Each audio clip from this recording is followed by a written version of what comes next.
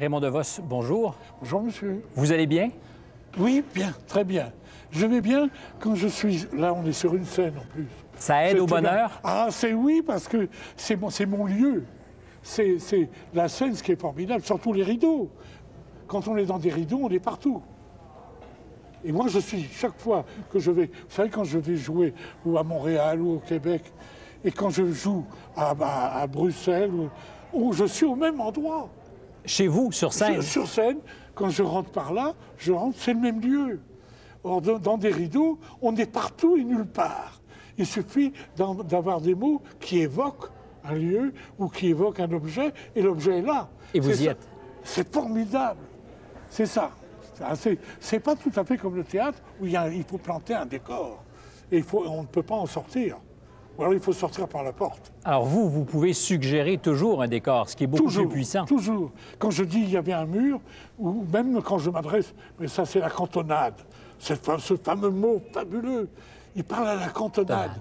Dites-moi, c'est dans Tartuffe, hein, serrer ma haire avec ma discipline et que toujours le ciel vous illumine. Il dit ça à quelqu'un. Et les gens, moi je me suis amusé à dire ça.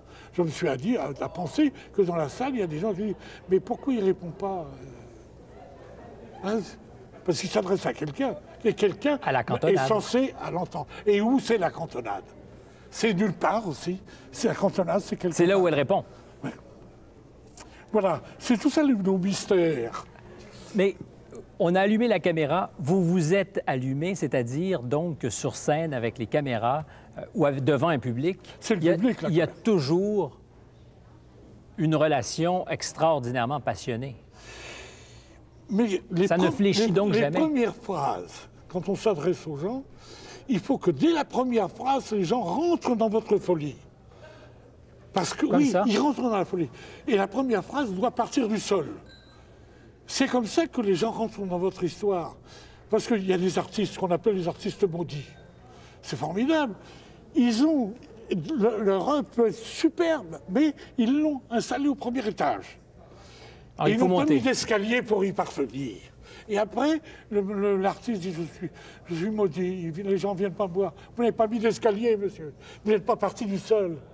Alors, si vous n'êtes pas parti du sol, vous ne pouvez pas vous envoler et vous ne pouvez pas non plus ramener les gens, ce qui est la moindre des politesses, de ramener les gens sur le sol. Et raconter l'histoire, c'est emmener les gens dans un voyage, dans l'imaginaire, et puis, une fois que vous leur avez montré des images déformées, qui sont les images de l'imaginaire, vous les ramenez tout doucement au sol et vous leur dites « rentrez bien chez vous ». C'est ça, ce voyage-là, qui est formidable. Vous n'êtes pas maudit parce que vous partez du rez-de-chaussée.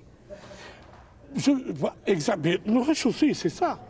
C'est dire, je me promenais dans la rue et tout d'un coup, mon chien, c'est quelqu'un. C'est caractéristique. J'avais mon chien que je tenais en laisse, comme ça. Et puis je rencontre une dame avec sa petite fille. Et j'entends la dame qui dit à sa petite fille, va caresser le chien. Et la petite fille est venue me caresser la main. Alors, j'avais beau lui faire signe qu'il y avait erreur sur la personne, mais la petite fille a continué à me caresser gentiment la main, et la dame a dit, tu vois qu'il n'est pas méchant. Et petit à petit, en 4 phrases, je suis le chien, et mon chien, c'est moi. Et le contact est établi. Est établi. Et on est parti d'une promenade, je promenais mon chien à bout de la jambe. Est-ce que l'on gagne son public quand vous dites qu'il est impératif de faire ce premier contact au tout début? Impératif. Il le faut toujours? Il faut toujours partir du sol, c'est-à-dire partir du réel. D'où voulez-vous partir? On est dans le réel. Si on veut se distraire, dans le sens large du mot, il faut s'en aller. Et vous partez par la magie des images. Alors, il y a donc rien d'acquis jamais?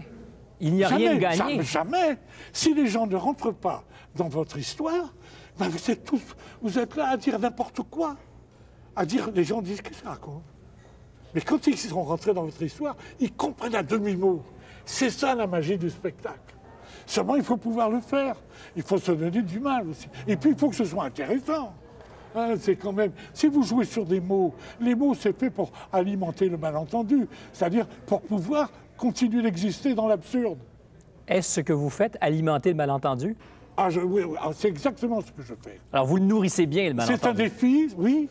Mais oui, c'est un défi. Le défi, il est dans les premières phrases. Hein, je me suis heurté à un mur tout d'un coup, et puis enfin, je sais pas, il y avait un trou de serrure dans le mur, et j'ai regardé, et qu'est-ce que je vois de l'autre côté? Mon œil. Je dis, c'est pas possible. Alors j'enfonce mon doigt et je me le fous dans l'œil. Voilà, tout ça, ça y est, on est là, c'est gagné. On est dans un autre monde. Qu'est-ce qui vous fait aujourd'hui rire, Raymond Devos? Est-ce que ce sont les mêmes choses qu'il y a 20 ans? Dans le fond, est-ce que la fonction évolue? Ce qui nous fait rire, je vais vous dire une ânerie, c'est ce qui est drôle. Et ce qui est drôle, c'est instinctif. C'est quelqu'un est drôle tout d'un coup, parce qu'il a dit une phrase qu'il ne fallait pas dire, hein, ou il a oublié quelque chose, ou bien c'est comme tomber. Hein, c'est toujours drôle, tomber. Quelqu'un qui tombe est drôle, a priori. Sauf si il s'est blessé, qu'on voit un peu de sang, c'est fini, on tombe dans le drame. Les racines passent du comique au drame. La frontière est très mince. Et très mince. Et ce sont les mêmes histoires. Alors il faut tout simplement que ce soit léger. Alors ce qui est drôle serait d'une certaine façon éternel. Ça ne dépend pas de l'air du temps. Ça ne dépend pas de l'air du temps, ça dépend de trouver le prétexte pour montrer une de nos faiblesses. Et d'en rire pour pouvoir la supporter, sans doute, sûrement. C'est ça. Mais le propre de l'humour, c'est, encore une fois, je dis ça parce que c'est important, c'est de se mettre dans le coup. Quand on se moque de quelqu'un, on se moque en même temps de soi. C'est ce qui fait qu'on peut se permettre de se moquer de quelqu'un. Mais vous le savez, l'humour, de plus en plus, sous prétexte qu'on se moque, est aussi souvent très méchant, décapant. Mais parce qu'on se moque de quelqu'un. On se moque des autres, quelquefois nommément, ce qui est quand même une indélicatesse. C'est affreux. Mais non, il faut se moquer de nos travers. Oui, mais c'est affreux. C'est pourtant une formule qui marche très fort. C'est vrai en Amérique. C'est guignol. Oui. C'est taper sur machin, sur le gendarme et tout ça. Bon, ça sont des poncifs. Mais je veux dire, c'est ça. Mais c'est méchant. Et l'humour ne devrait pas, en tout cas l'humour, le comique, bon, c'est large. Mais l'humour ne devrait pas être méchant. L'humour devrait nous montrer nos faiblesses. Hein. C'est souvent, c'est que on est très vulnérable. Hein. Je veux dire que le phénomène humain est un phénomène terrible à vivre. Pour tout le monde. Alors on accuse les autres, c'est facile.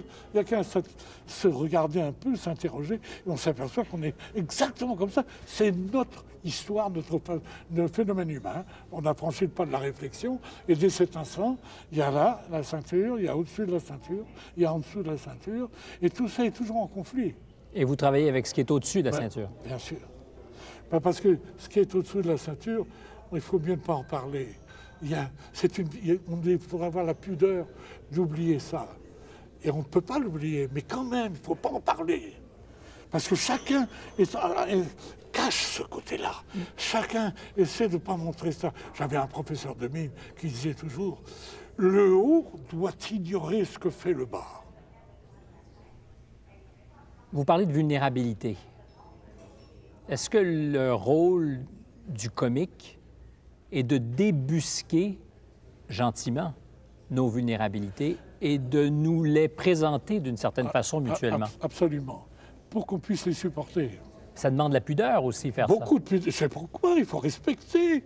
Il faut respecter notre histoire, c'est-à-dire ce qu'on est.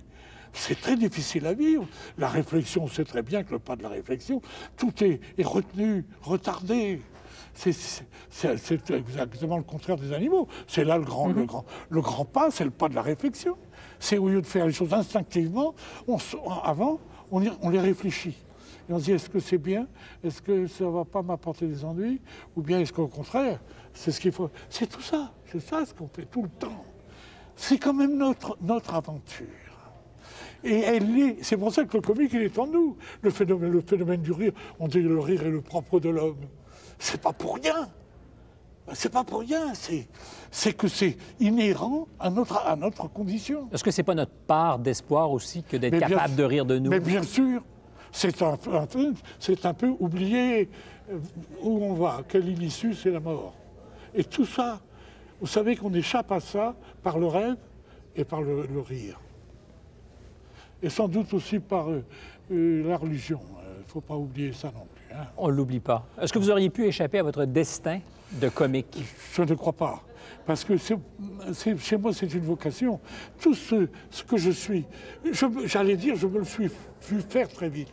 J'étais tout petit à l'école, je racontais des histoires, je ne sais pas, à 4-5 ans, des histoires sur le perron pendant les récréations. Et je racontais tout ça. Qu'est-ce que je pouvais dire? Mais déjà, ça travaillait. Alors, vous ne pouviez pas éviter ce qui vous guettait? Je ne veux pas. Et alors, j'ai eu tout le temps des confirmations. Parce qu'une vocation, elle est formidable si elle est confirmée régulièrement. Sans ça, c'est une folie, c'est une prétention. Mais si elle est confirmée par des faits, je ne sais pas quoi, une illumination, en voyant par exemple assister à une pièce de théâtre, moi c'est ce qui m'est arrivé, et rentrer dedans, jusqu'à croire au décor, c'est une forêt. Mais j'étais dans la forêt, et on m'y a emmené. Et j'ai compris plus tard, que c'était une espèce de processus fabuleux hein, pour sortir de ça, de ce réel. Et pourtant, on ne peut jamais y échapper. C'est pour ça qu'il faut y revenir. Si on veut le quitter, il faut y revenir. Et c'est à partir du réel, tout le temps, c'est un des secrets du comique, c'est de raconter des choses qui n'épouvantent pas. C'est-à-dire, au début, c'est simple. C'est mon chien, ce que j'ai dit tout à l'heure. C'est simple, c'est quotidien. Hein, souvent, on me le dit d'ailleurs. Et à partir de ça, à un moment, ça se déplace. Et on passe sur un autre monde qui ne répond plus aux lois du réel. J'espère que vous continuerez longtemps à nous emmener dans ces mondes qui ne répondent plus aux lois du réel.